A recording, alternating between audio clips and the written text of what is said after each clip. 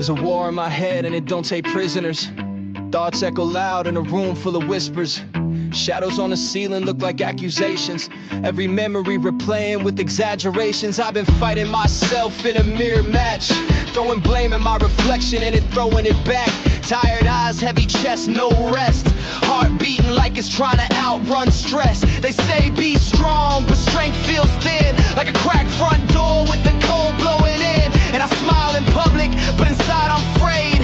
Building up walls I never meant to raise. I hear the static in my mind, every doubt amplified. But somewhere in the noise is a quieter voice that says, you don't have to carry this alone. You don't have to fight on your own. When the weight of the night feels too much to hold, let somebody in. Let the truth unfold.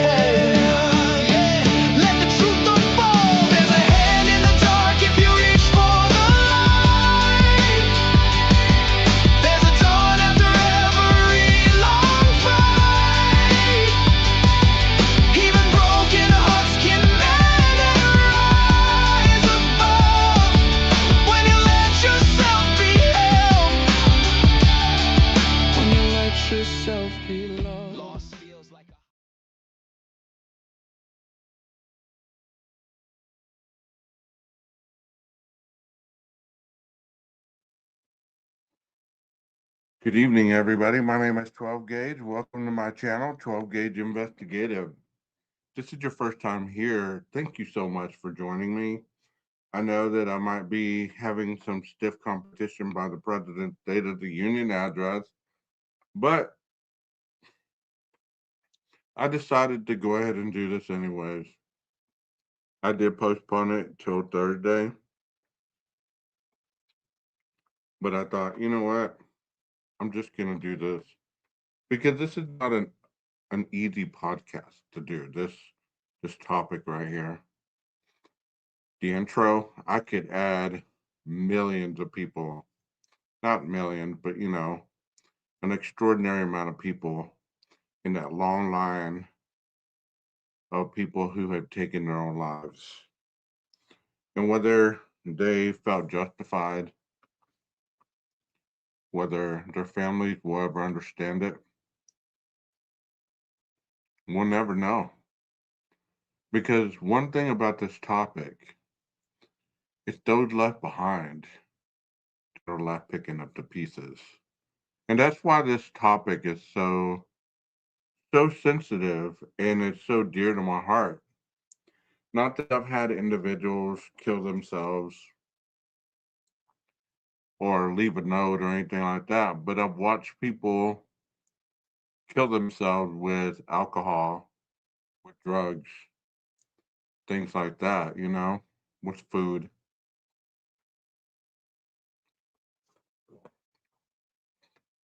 And it's still hard to watch. One of the things that we're going to talk about tonight is trauma. We're going to talk about the warning signs. We're going to talk about the signs to watch for. We're going to talk about how to be there for someone when you yourself are not a mental health professional, but they need you regardless. I hope that you enjoy this broadcast. I hope that you enjoy it, even though it's a tough one to watch. It's a tough one to talk about. It's a tough one to even think about on my end because, like I said, I'm the one presenting it. But I decided to do it regardless because there's too many people dying at their own hands. I'm going to play something for you right quick here in a minute. Let me answer this text.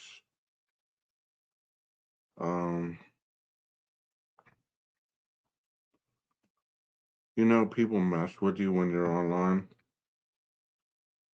They mess with you when you're online. Somebody just sent me David Carradine passing. I don't think his was a suicide, but I believe that his was something else. But I want to play this, and I want you to listen to what this individual says because these are the strongest words I've ever heard because I can relate to them. Here we go. I know that for me with aliens, I can't.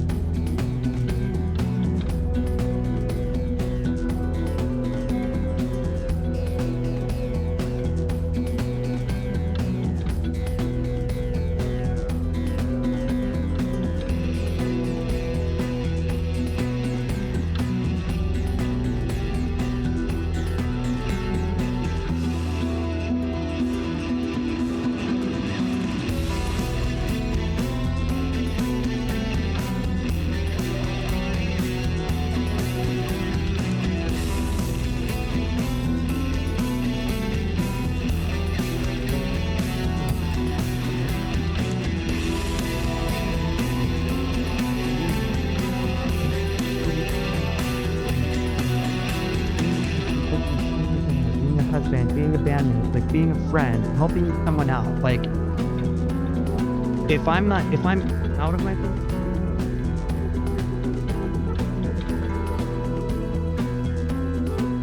There you have it. From the late, great Chester Bennington. Did you hear what he said? He said if he's nodding his head, he's in good state. He's in a good place. But it's a scary place to go along. But you know why I can relate to that? Because I myself have been there. Been there multitudes of times. Not even realizing that I was that close to possibly not necessarily taking myself out, but I was taking myself out with alcohol. If you know Chester's story, you know that he came from a long line of sexual abuse. He was sexually abused by a family friend for a lot of years. And he lived with that shame. And it was something that he could never get over. Let me do a sales pitch right quick. If you've never tried the Jamocha shake at Arby's, bro, where have you been? But anyway, let's move on with the show. Um, and that is one of the things that you do need to watch out for. If anybody starts to exhibit any kind of signs of withdrawing, any signs of depression or sadness, extreme sadness. I'm not talking about just being sad because something made them sad. I'm talking about extreme sadness where the depression doesn't lift. They don't want to be around people. They isolate. But just like Chester, and we're going to play a little bit of this story here in a minute.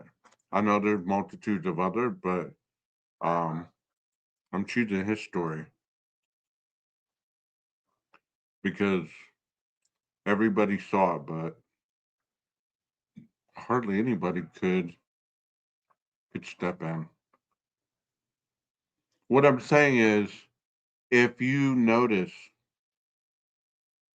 a loved one slowly starting to withdraw, slowly starting to give away their positions, slowly starting to smile through the pain, because we all take hits in life, we really do.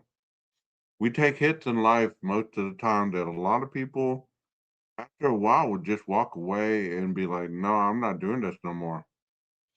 And for some reason, there's many of us that continue on regardless the hit that we take. But there's some people that say, I can't do this anymore, and they check out. And let me play the story for you. Let me move myself over here. That way you'll know a little bit about Chester Bennington. He was the lead singer of Linkin Park, which I was lucky enough to see them in concert in Oklahoma City in 2007. Otherwise, I would have never forgave myself probably. It was one of my favorite bands. Here we go. And was as shocking as it was tragic. So what can his autopsy report tell us about his final days? Linkin Park frontman Chester Bennington died by suicide in 2017. Although his struggles with mental health issues were well known, his death still came as a shock to many, as the singer had appeared to be in good spirits in the days leading up to his suicide. Prior to Listen there, his wife said he was in good spirits leading up until he took his own life.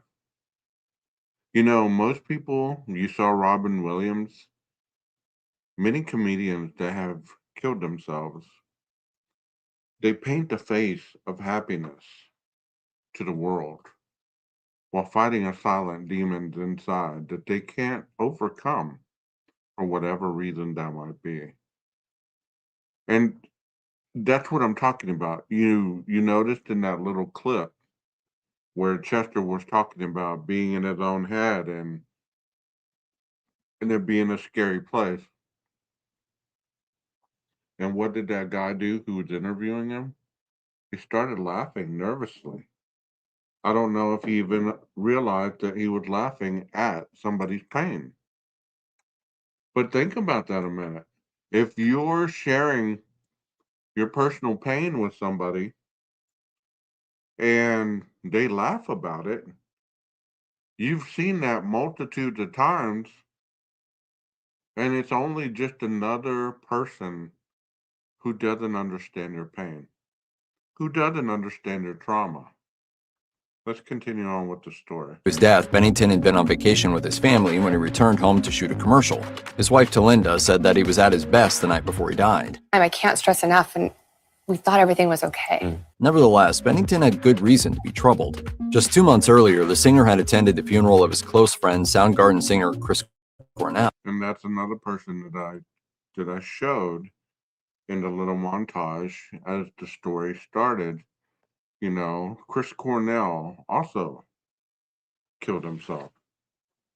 And there's been multitudes of conspiracies why these people took their lives. But you know what? In reality, it's a temporary fix for a long-term problem, you know? Speaking about his relationship with Cornell, Bennington told Metal Hammer in 2017, "I don't know if you've ever had this experience, but sometimes you meet somebody and it's like you've known them forever. And that was really the case between our families." Bennington had also lived with depression for many years, a condition that he referred to as his dark passenger. Bennington was found dead in his California home on July 20th. The autopsy reports, released by TMZ soon after, provide some heartbreaking details about the rock star's final hours.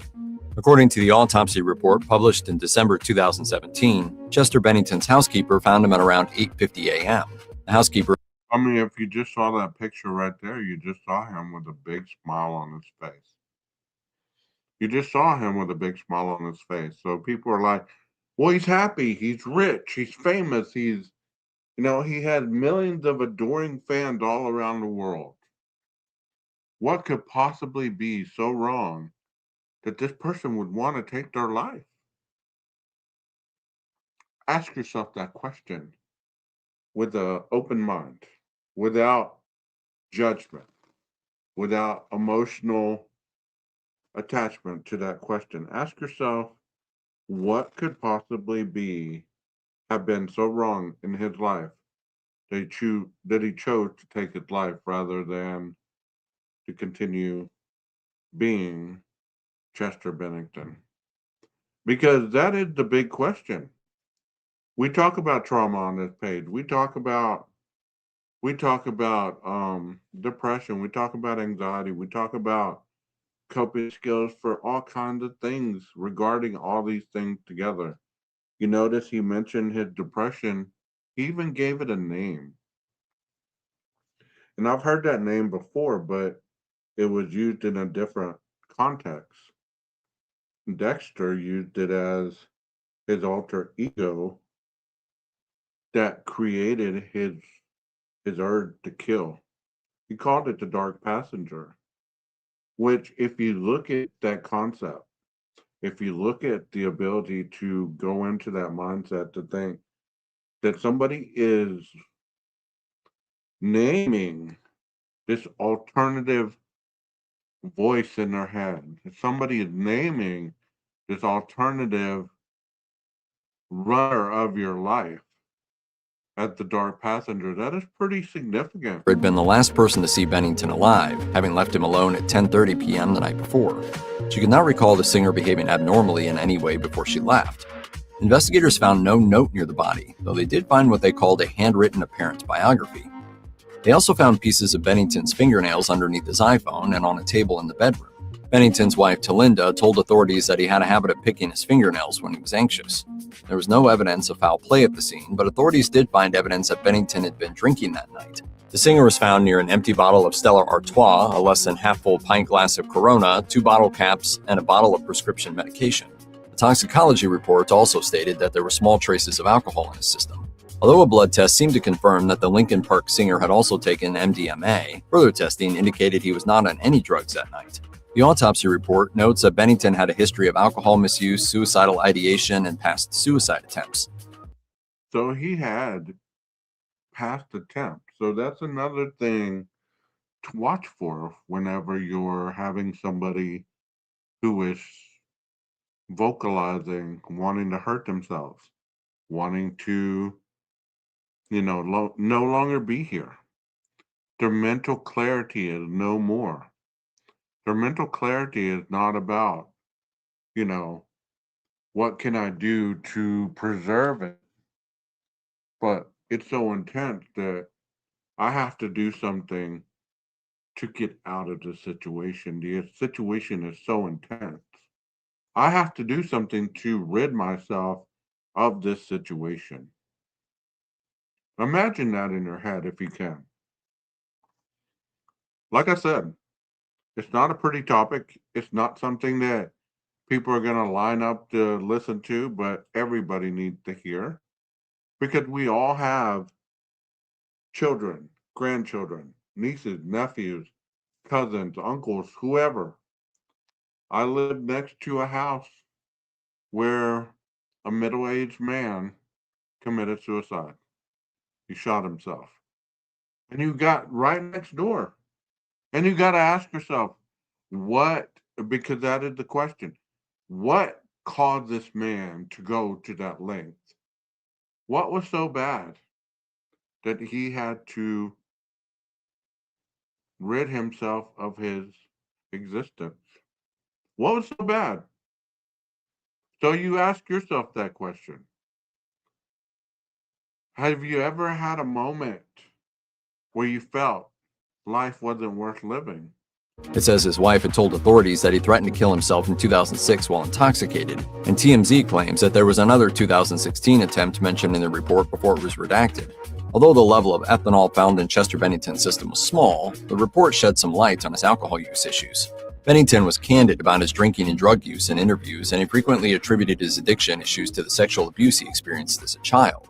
Much of his music was inspired by his life, and he once told Noise Creep that the Linkin Park hit Crawling was specifically about his substance use disorder. He said, "It's probably the most literal song lyrically I'd ever written for Linkin Park, and that's about feeling like I had no control over myself in terms of drugs and alcohol."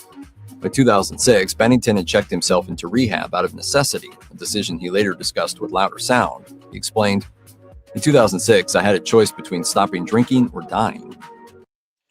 Okay, and that's another thing that was an Amber Alert, if you don't know that sound.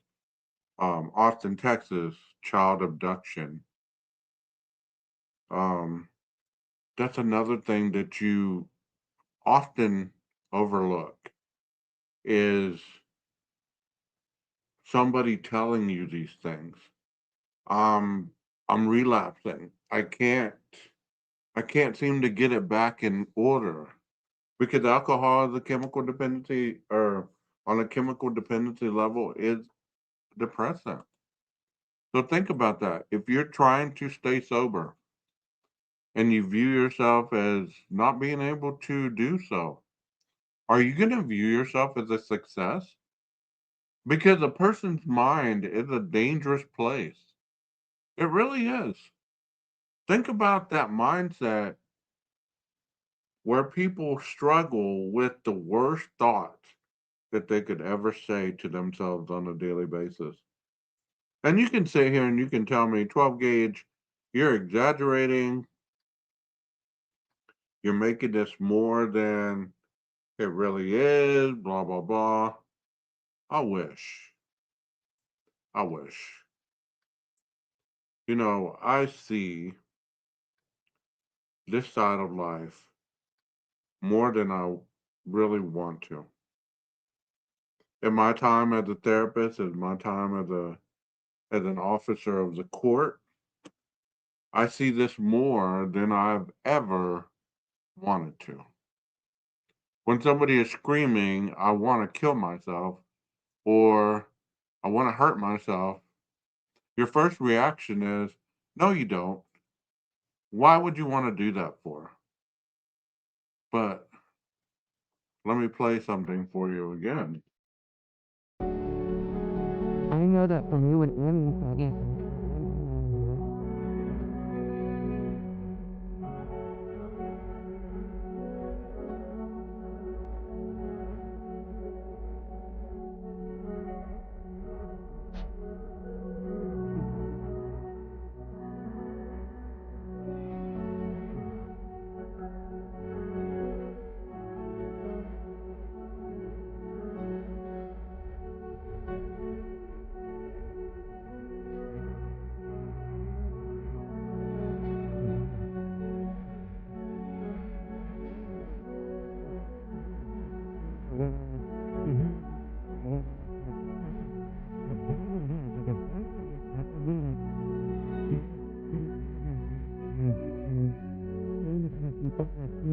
Being a husband, being a bandmate, like being a friend, helping someone out.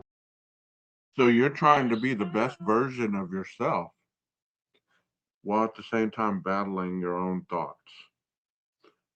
And there's a lot of people that don't believe in this mental health stuff. They don't believe in psychologists. They don't believe in psychiatrists. They don't believe in medication. They believe willpower will overpower anything. And that's not always true. Let me give you a prime example. Have you ever had a relationship that you put your heart and soul into and the person chose to walk away or cheat on you? Were you able just to pick up the pieces when you found out and say, okay, I'm going to move on? No, you weren't. You were in a mental state where your mind was not functioning correctly because your brain responds to trauma totally different than any other portion of your body. Your brain almost is conducted to shut down to keep you from overstimulation, especially if it's traumatic. So, you break up with somebody or they choose to walk away. What's your first inkling to do? Try harder, right? Promise change. You promise that you'll do this or that different. I'll do this better. I promise. Just don't leave me. We can work through anything. But really, can you? Can you? Let's say that somebody's not willing to meet you halfway.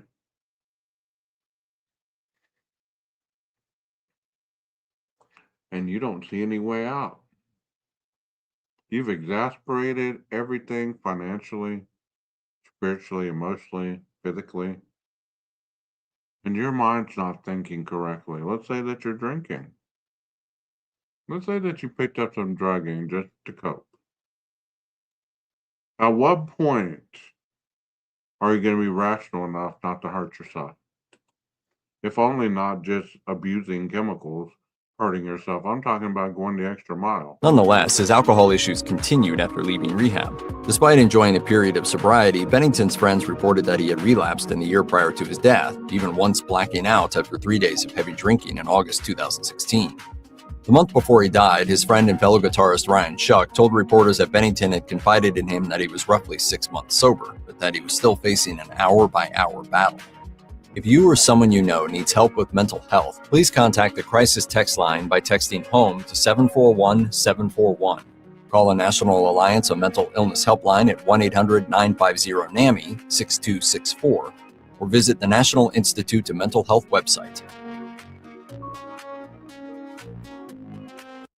And please do so. Please get some help. If you feel that you are trapped in something that is bigger than you, where you just continue to be taken down like the undertow. I mean, because if you listen to his music, if you listen to Robin Williams' comedy, if you listen to a lot of the musicians in their interviews, or just normal people, the black guy that I put on there, that was the most recent, Rondell Moore. Rondell Moore he had played for 4 different teams in the NFL. He had a lot of adversaries to go over and through, but he took it like a champ. And he decided one day to go to his garage and end his life. To end his life in his garage after recovering from double ACL surgeries and all the issues that had been overcame in the NFL. He took that final step and said, I don't want to be here anymore. And that was the end. That was the end. So let's talk about depression and trauma a little bit. Depression's an ugly thing to have. Depression usually is associated with your thoughts on the past. It's those things that you cannot get over. What is it that continues to nag at you that you can't get over? Anxiety is worrying about the future. So when people have anxiety, most of the time it's over ruminating thoughts about the future or about the present moment. So depression is really ruminating thoughts about the past or past failures or past physical, emotional, spiritual, sexual pain. You know, I'm talking about Chester because his case was so tragic. Not any more tragic than any of the other people who have ever killed themselves. Just the fact that, like I spoke last night with my guest on panel, I said, you know, the easiest way to get away with something is in plain sight. Because people aren't really watching you at the moment. They're watching for a reaction rather than to watch for what they see. You know, music and lyrics are a strong force. And you say, well, you can't take every song as something that indicates, you know, somebody gonna hurt themselves. Well, that's true. That is a true statement. But if their actions are saying one thing, and then you start to see journal entries or notes of, you know, escaping this pain or whatever it might be, you can't ignore it. You can't ignore it. I'm going to play you that song that I played at the very beginning in its entity. Because it's a very, let me see if I play the right one. It's a very telling thing. I think it's this one. Because it's 4. I made 4. Yeah. There's a war in my head and it don't take prisoners. Thoughts echo loud in a room full of whispers. Shadows on the ceiling look like accusations. Every memory replaying with exaggerations. I've been fighting myself in a mirror match, throwing blame at my reflection and then throwing it back. Tired eyes, heavy chest, no rest. Heart beating like it's trying to outrun stress. They say be strong, but strength feels thin, like a cracked front door with the cold blowing in. And I smile in public, but inside I'm afraid. Building up walls I never meant to raise. I hear the static in my mind, every doubt amplified. But somewhere in the noise is a quieter voice that says, you don't have to carry this alone. You don't have to fight on your own when the weight of the night feels too much to hold. Let somebody in. Let the truth unfold. Yeah. Let the truth unfold. There's a hand in the dark if you reach for the light. There's a dawn after every long fight. Even broken hearts can mend and rise above when you let yourself be held. When you let yourself be loved. Lost feels like a hollow room where every step just echoes doom. Pain sits quiet, but it runs deep. Steals your joy while you try to sleep. Internal conflict, civil war. Yeah, part of me begging to close the door. Yeah, part of me pounding, saying don't give in. Yeah, there's more to life than the storm you're in. Yeah, I've been ashamed of the tears I hide. Ashamed of the nights that I almost cried. Ashamed to admit I needed help. Like asking for strength meant weakness itself. But truth is, we're wired to connect. Healing grows when love intersects. Yeah, even the strongest breaks sometimes. Even steel bends under pressure and time. Through the static in my mind, I start to hear it clearer now. The voice that says I'm worth the fight, worth the help, worth the light. You don't have to carry this alone. You don't have to fight on your own when the weight of the night feels too much to hold. Let somebody in. Let the truth unfold. Yeah, let the truth unfold. There's a hand in the dark if you reach for the light. There's a dawn after every long fight. Even broken hearts can mend and rise above when you let yourself be loved. When you let yourself be loved. It's not weakness to speak. It's not failure to fall. It's not shameful to answer when somebody calls. The strongest thing you'll ever do is admit you don't have to push through alone. Community heals, connection restores, and support can be the key that unlocks closed doors. I don't have to carry this alone. I don't have to fight on my own when the weight of the night feels too much to hold. I'll let somebody in. Yeah. Let the truth unfold. Yeah, let the truth unfold. There's a hand in the dark and I'm reaching for light. There's a dawn breaking into my side.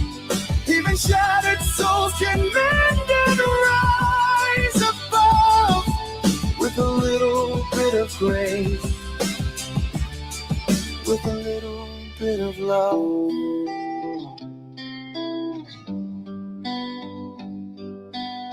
Isn't that true? Isn't that the truth, right? It's kind of a little portfolio of the songs that I've written that I've kind of messed around with the music to create a little bit of, I've made videos on YouTube or whatever and put music to songs and stuff like that. But like I was just saying about music, it's powerful. It can help you overcome your battles sometimes. But you know what? You need support.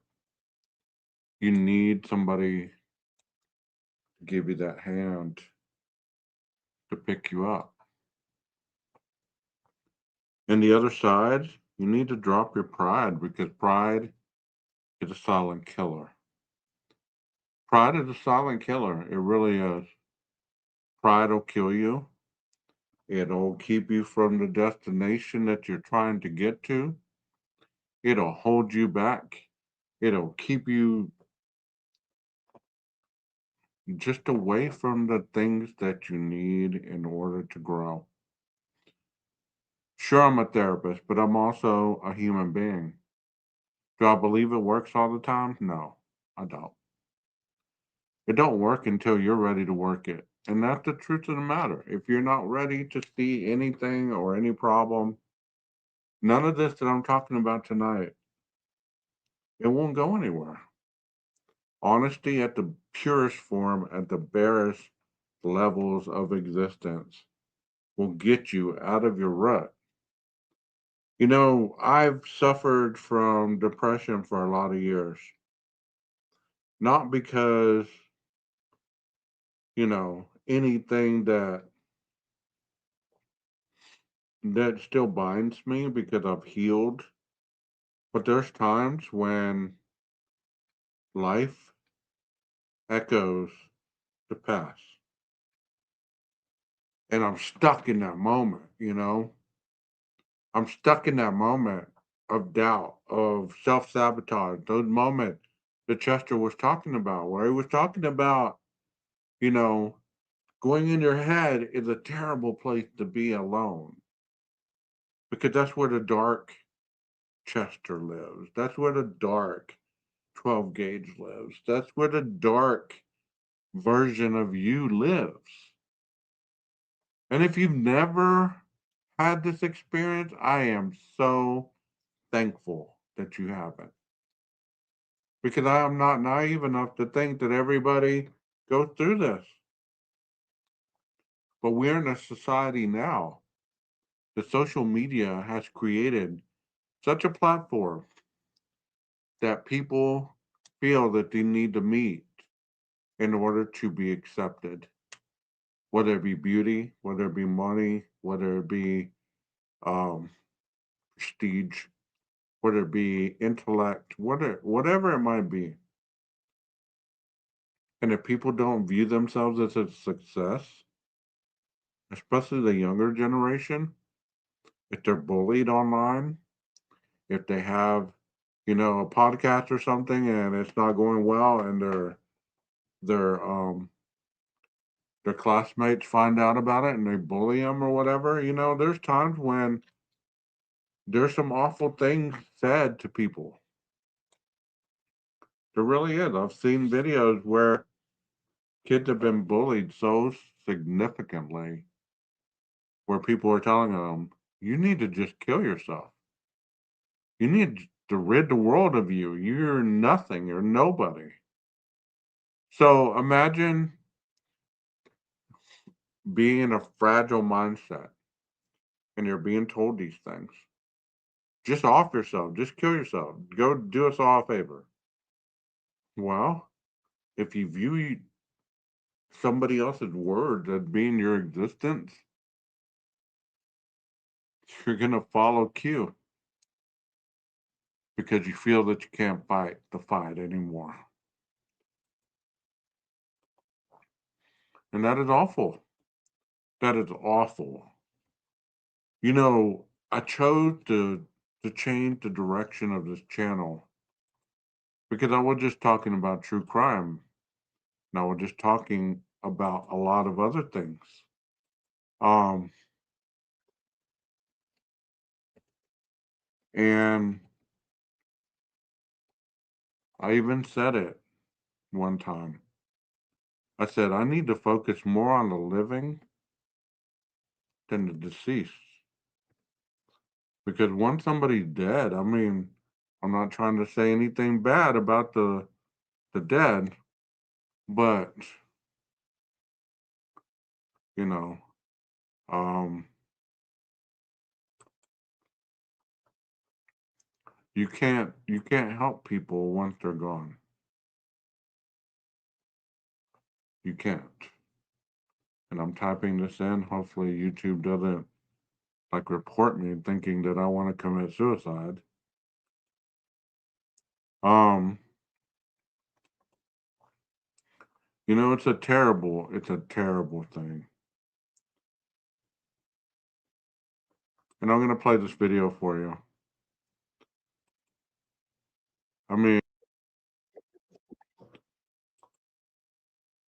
YouTube is so finicky, man. It'll let you play the video, but then take your video down because you're talking about something that goes against community standards. It doesn't make sense to me. But here we go. Topics like death and suicide.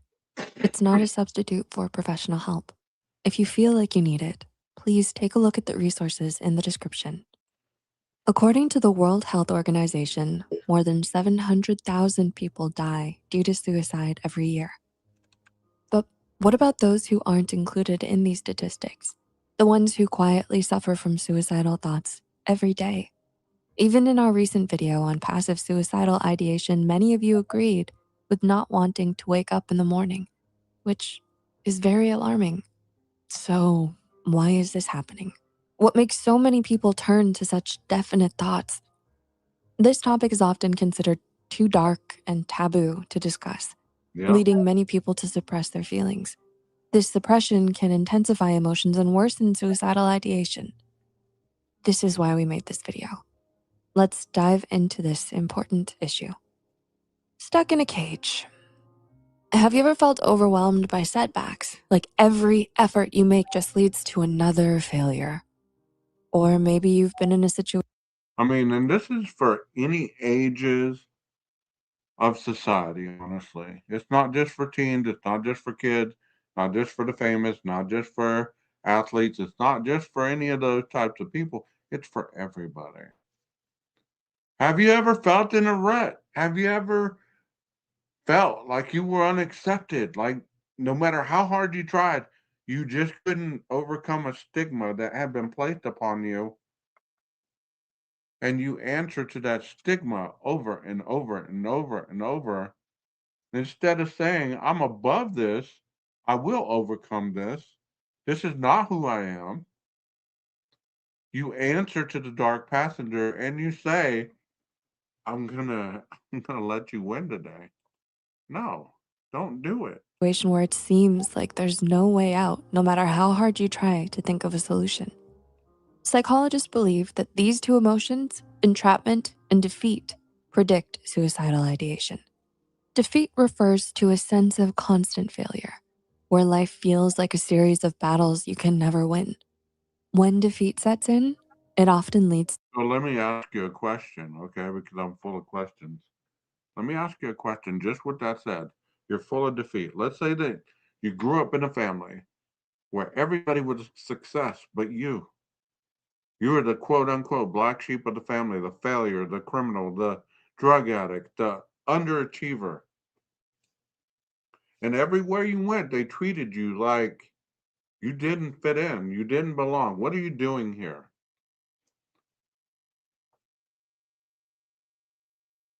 So every time you tried, you failed. So after a while, you stopped saying, hey, I'm going to quit fighting. I'm going to be this person who everybody thinks I am. You know, we have to go beyond that stigma of putting ourselves in that cage. To entrapment, the perception that you're stuck in a difficult situation with no escape. These feelings are incredibly difficult and can weigh heavily on anyone's mind.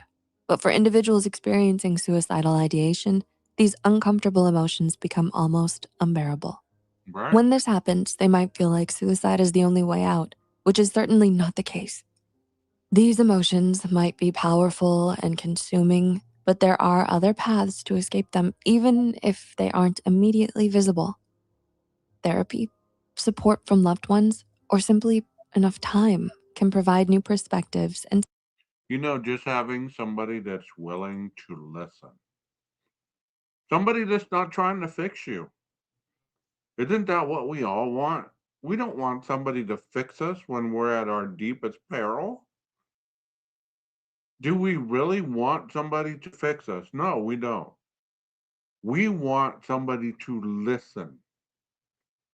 And that is where we get into so much trouble as human beings. We want to be the fixer. You say, okay, if you ever go through any problems, talk to me. I will be there. But then I start telling you about my problems. Guess what happens? You start telling me about your problems. And you start telling me about so and so's problem. You start telling me about this problem, that problem, how you overcame it, blah, blah, blah, blah, blah. And you will get by and you will get over it. That's not what's needed. Close your mouth, open your ears, and let the person talk. Communication's a beautiful thing, overcoming this. It's not the only way, but it's a start. Some people need medication. Some people need mood stabilizers. They have chemical imbalances. They have a lot of different things going on.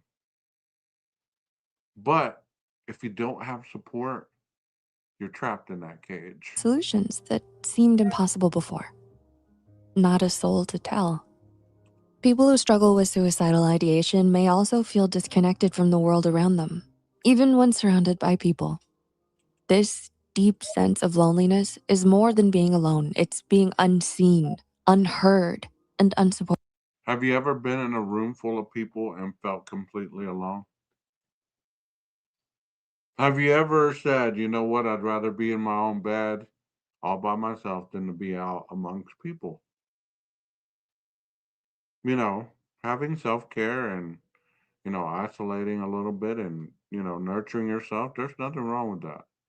But if that becomes your lifestyle, you might take a look at that. Not saying you got to be out there and be a social butterfly or anything like that. Anything that I'm saying is strictly suggestive. Because you know what? Too much downtime, you stay stuck in your head. You start hearing all those things that you battle with that you don't like. This loneliness doesn't just affect their mood, it can alter their thoughts and perceptions. That's why loneliness can often lead them to think nobody would care if they weren't there anymore. Researchers found that feeling lonely can have a devastating impact, especially on vulnerable populations such as the elderly, adolescents, LGBTQ plus individuals, and those with chronic illnesses. This is why having a strong network of friends or family can provide emotional support, practical help, and a sense of belonging, relieving the burden of suicidal thoughts. But we know that it's often hard to find this kind of support. And that's why we hope our comment section can provide anyone with kindness, connection, and genuine concern. There's always someone out there to listen. Escape route. Imagine experiencing a kind of pain so deep and intense that it feels impossible to bear. This is not a physical pain, but a psychological one, often referred to as psychache. Psychache, a neologism coined by suicidologist Edwin Schneidman, is defined as unbearable psychological pain, hurt, anguish, soreness, and So listen to the people that at the beginning of the show, you saw them, and there's countless others. I just didn't have enough time to put a 10-minute intro. So I picked random people, and that's what came up. But think about their pain that they write in their music, the pain that you've heard later on. Well, this person suffered from extreme highs and extreme lows, and they were at their lowest point, and they were down and depressed, and they were unable to deal with their emotional trauma that they've experienced in life. But nobody bothered to follow up. Granted, it's not your job to keep somebody alive, okay? I'm not saying that. I'm not saying that. What I'm saying is, if you love somebody, keep them close. If they've ever experienced any of this, get somebody where they need to be. Don't let them just talk you out of it and say, well, I'm okay. I'll be all right. I just need to sleep. I'm tired, whatever. aching. Research has shown that people experiencing suicidal ideation are often highly motivated to avoid this psychological pain. They're not necessarily seeking death itself, but are driven by an intense wish to end their suffering. The thought of suicide serves them as a potential escape from their psychache.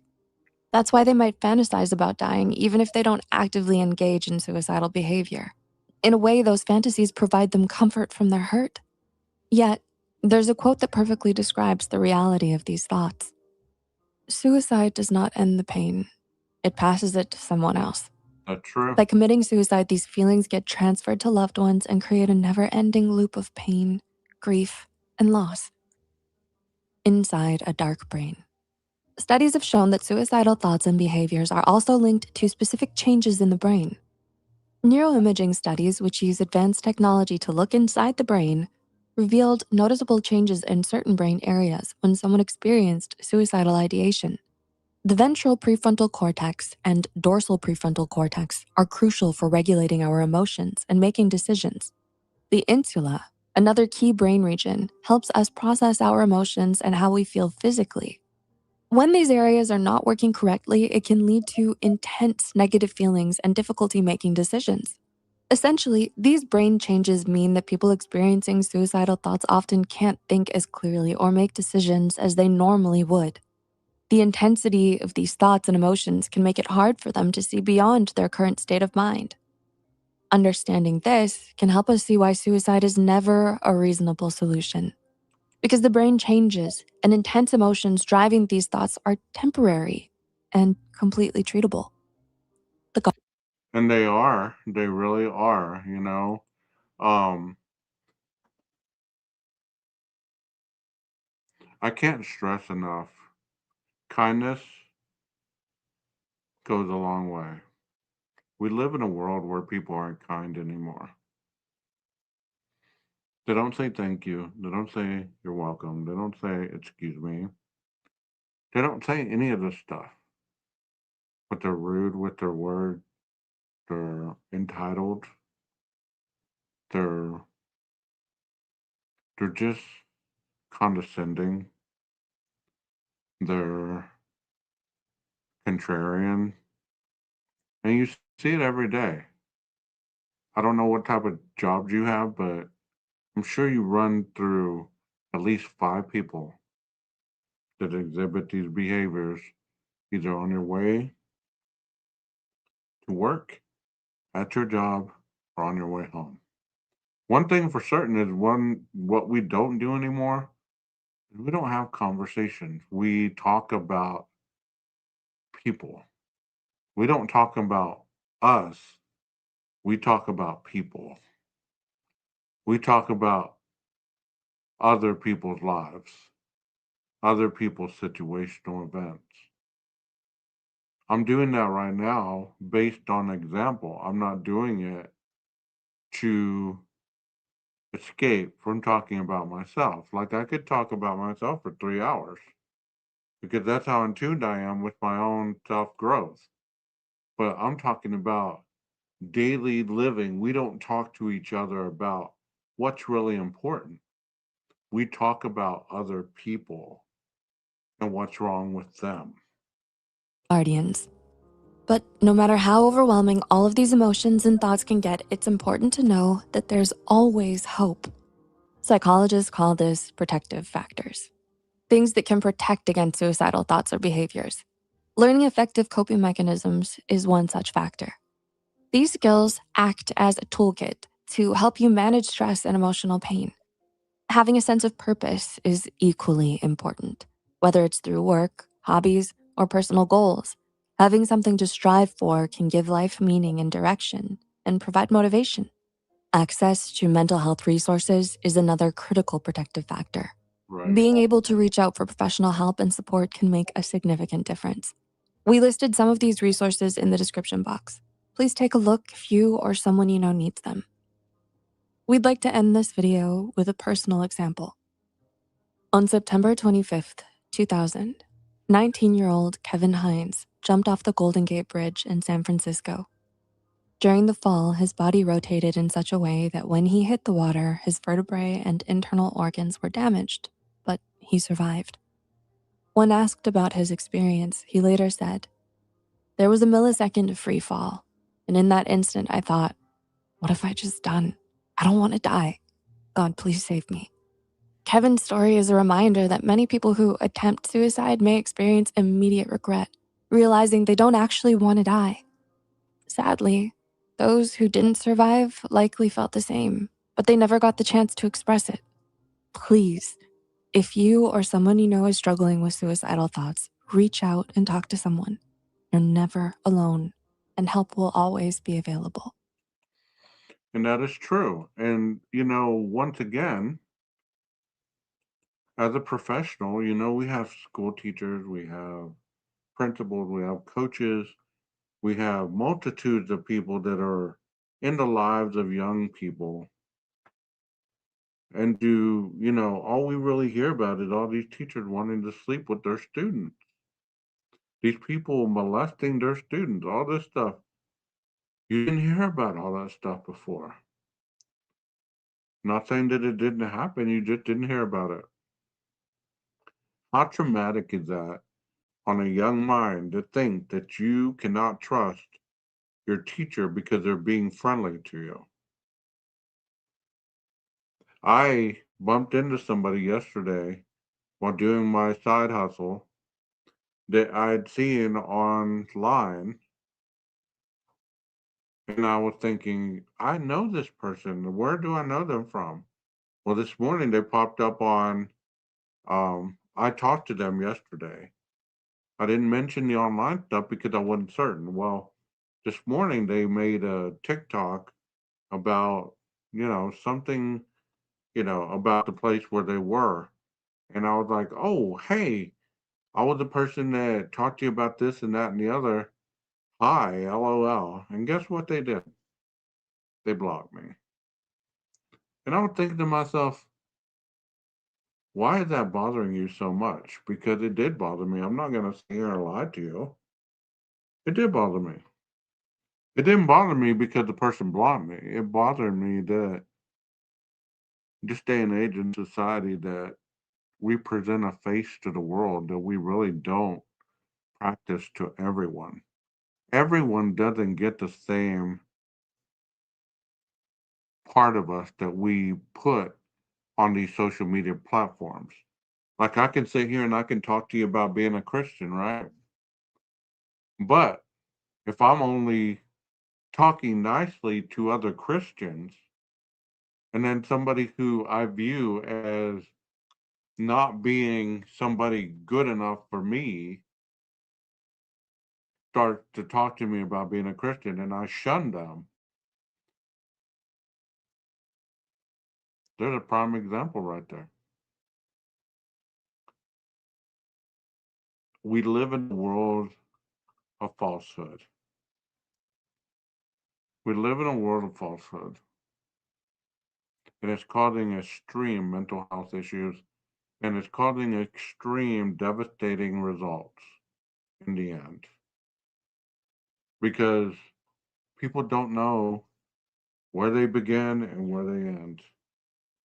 And they really don't know who the hell they are due to all the filters and all the stuff that they use to fit into this world. It's sad that you got to grow older to realize that it's okay to be you. But some never get that. Some never get that chance. And sometimes some older people just get so depressed of all the things that they've lost, all their friends, all their loved ones, all the things that used to bring them joy.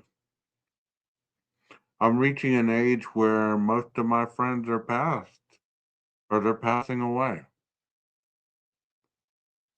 And you look around and all these people that you used to be a part of are no longer here. And you ask yourself, you're like, wow, it kind of puts death right there in your face, right? And you ask yourself,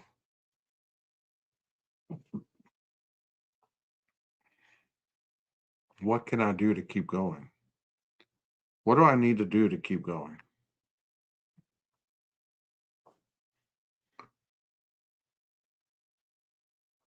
You just got to keep going. If you need medication, get medication. If you need support groups, get support groups. If you need an accountability partner, get an accountability partner. If you need somebody to check up on you every day, find that person. If you're not feeling okay about your mental health, speak out. Don't talk in riddles. Let somebody know. And there's countless online meetings that you can attend where you don't have to actually go to a meeting in your city, because it's hard to go into a meeting, especially when you feel so damn terrible about yourself. I know. I remember going into my first AA meeting feeling like dog shit about myself in my life and everything that I screwed up. But yet I was going to go into this meeting totally exposed, totally transparable, and letting strangers see exactly who I was. Not realizing that everybody in the room ultimately would just like me. That's what we don't understand. We are not so unique. We just have to find our clan, and we just have to find our tribe. Life is a beautiful thing. Bad things happen to good people, of course. If the internet is too much for you, unplug it. Get rid of it. If your phone is too much, if the bad news is too much, stop watching it. Uninstall all the social media. Find a hobby. Find something to occupy your time, whatever that might be. Go assist and mentor once you get your mental health back. It's always better to give than to receive. So in order to keep it, you must give it away. But you can't keep your glass overflowing and do nothing with it, because it's futile. It just runs all over the place and you never get better. But like I said in the very beginning, change doesn't occur until you reach that moment where you yourself realize that you got to do something, and then be open to change. You know?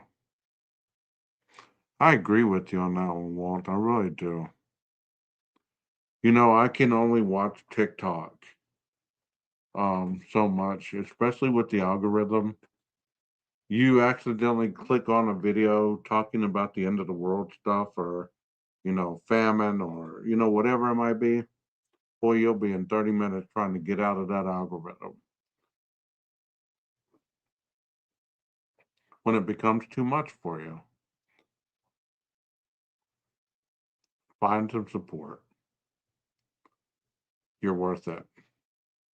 And don't take it from me. Take it from your own reflection in the mirror, because it's not as bad as you realize. It's only your brain trauma telling you it's that bad. And I could have been all psychological and everything and broken down things mentally and all that stuff tonight.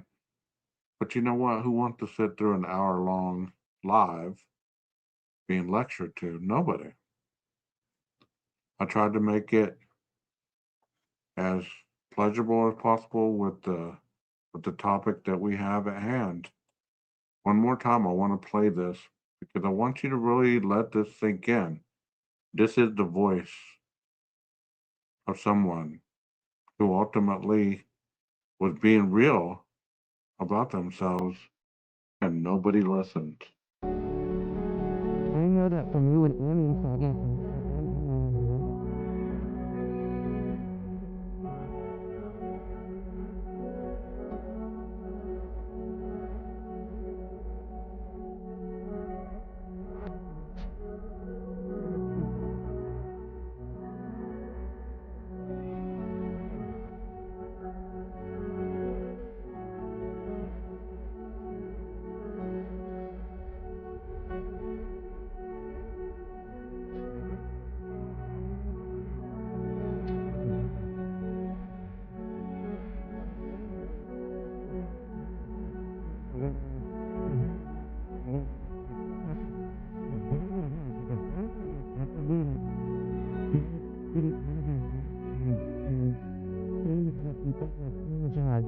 husband, being a bandmate, like being a friend, helping someone out. Like, if I'm out of myself,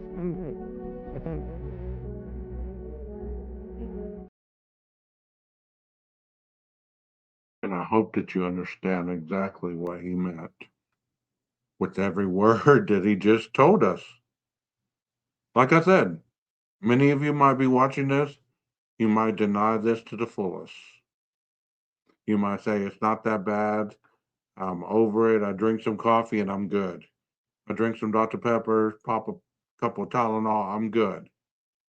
All you're doing is putting a Band-Aid over a problem that's going to continue to increase in time. You're not good. You're not good. But once again, I'm not here to fix you. I'm just here to just give you the public service announcement. I hope you've enjoyed this. If you know anybody that needs to listen to what I've said tonight, please, please show them this video.